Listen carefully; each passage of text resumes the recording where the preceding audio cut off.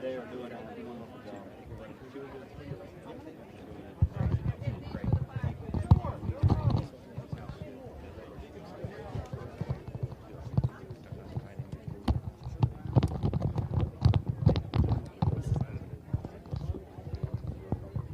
This is. There we go. Yep. All right.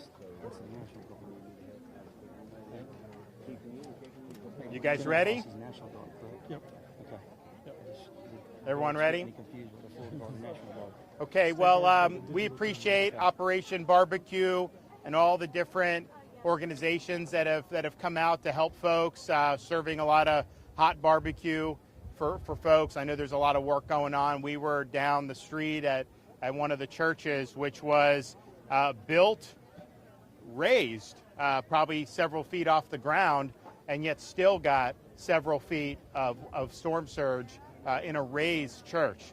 So that's going to require obviously a lot of rehab, but it just shows you that this was a really significant area that received a lot of surge. Surge was much worse for this storm than it was for Hurricane Idalia, so that's going to require a lot of rehab. Now, Kevin and the general are coordinating. When counties need stuff, we respond. So we've done 34 points of distribution, which is like water, which is meals ready to eat, tarps, other types of supplies. So we've got 2 in Dixie County, and we got multiple in a lot of different counties, Pinellas, Leon, you name it, and we want to be helpful with that.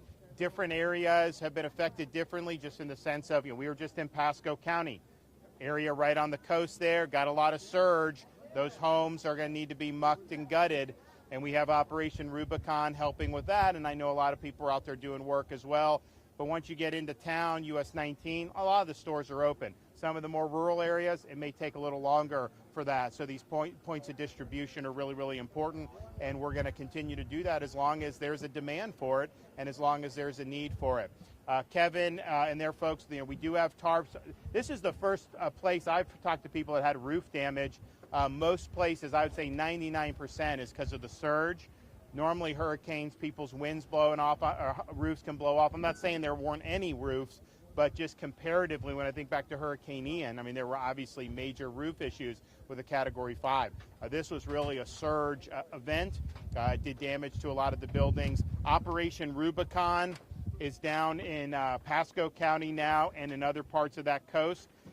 They or others like them could come to Dixie if there's a demand for that. And what they do is they go in and they help with the repairs. They'll help muck and gut your home so that the repairs can take place. We're also working with Home Depot and we're working with Lowe's to be able to acquire a bunch of supplies at a bulk rate. Hopefully they donate some as well so that folks are able to do that very quickly.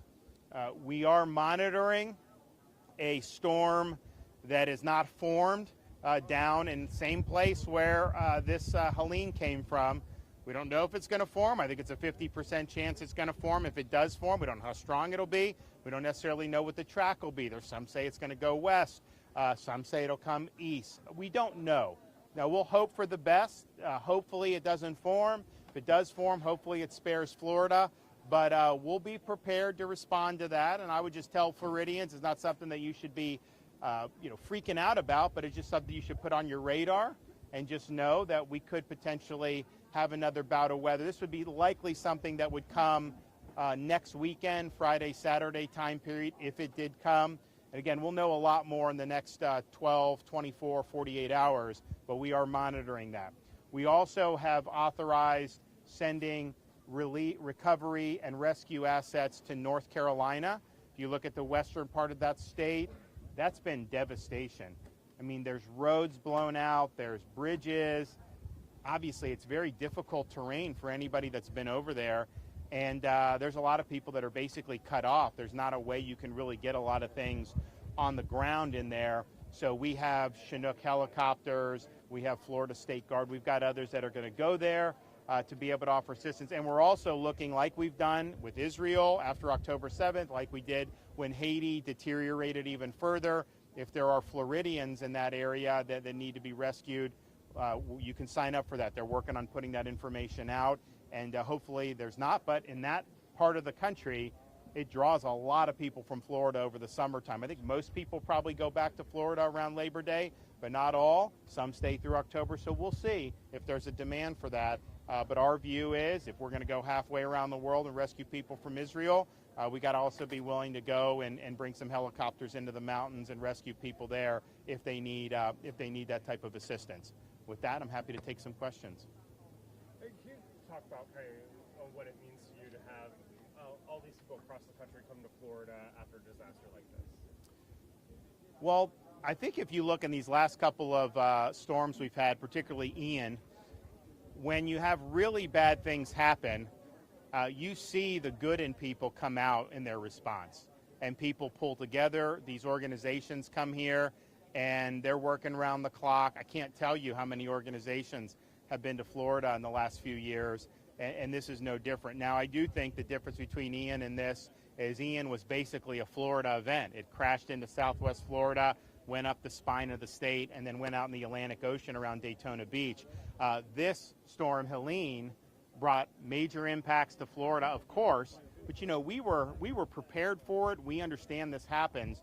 It kept going through Georgia and did a lot of damage in Georgia, and then to get into the North Carolina mountains and do that type of damage. So we're really grateful for folks coming here. We also know there's going to be a demand far beyond the state of Florida with the way this storm happened. So those folks that want to be helpful, one of the things we have is this Florida Disaster Fund. If you go to floridadisasterfund.org, it's a tax-deductible contribution, and that money just simply goes to these organizations to help with their mission. So you have here Operation Barbecue. You've got Rubicon that does the home improvements. There's so many different organizations that are done, and they can get grants from the Florida Disaster Fund to be able to help people in need. So, and then there's, of course, people that aren't affiliated with organizations. The churches are helping. Individuals are volunteering. We had all kind of rescues that happened in the immediate aftermath of this storm, and it was almost like clockwork. Thousands of rescues, people being able to be brought to safety. We had sheriff's departments, police departments. We had state agencies involved in that. And so I think it was a real team effort. There's a lot of work to do, but if you look, there's parts of the country now, particularly in North Carolina, where you still need rescues because of the difficult terrain and the logistics that are involved with that. Can you guys talk about how the state's preparing for another storm, especially since you were just starting the recovery effort with Helene? Same as we always do. I mean, if this storm had never happened and we saw the weather that's brewing now, we would do the same thing. So we are preparing. We're doing the same thing that we would. We always hope that it doesn't happen, but we assume that we're going to have to respond. And so that's the posture that we're in right now. If we have to tweak our current state of emergency, we will do that accordingly. And we're going to know more in the next, like I said, I'd say probably 12, 24, 48-hour time period. We're going to know a lot more. There's different models that whether it even forms, and then there's different models about the track. And basically, the further west it goes, it seems like the weaker it'll be. If it bends more east, it's likely to pick up more strength. May not be at the level that we just had, but if you've just had a major hurricane, even if it's like a tropical storm, that's going to add to the damage. So we're prepared for it. We hope that we don't have to respond to it and that it just breaks up or goes somewhere else. But this is just what you have to do. Remember, there have been times in Florida, like 2005, where there were just a series of storms, and it was just happening. It seemed like every other week there was a storm. Now, hopefully that doesn't happen now, but if it does, we're going to be ready.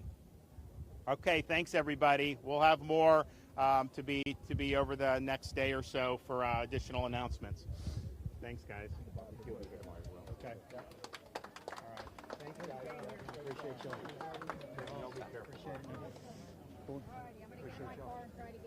Okay, perfect. Thank you. Bye-bye. Senator, y'all be careful going back. Sir? Hey, brother. How are you doing? Getting old.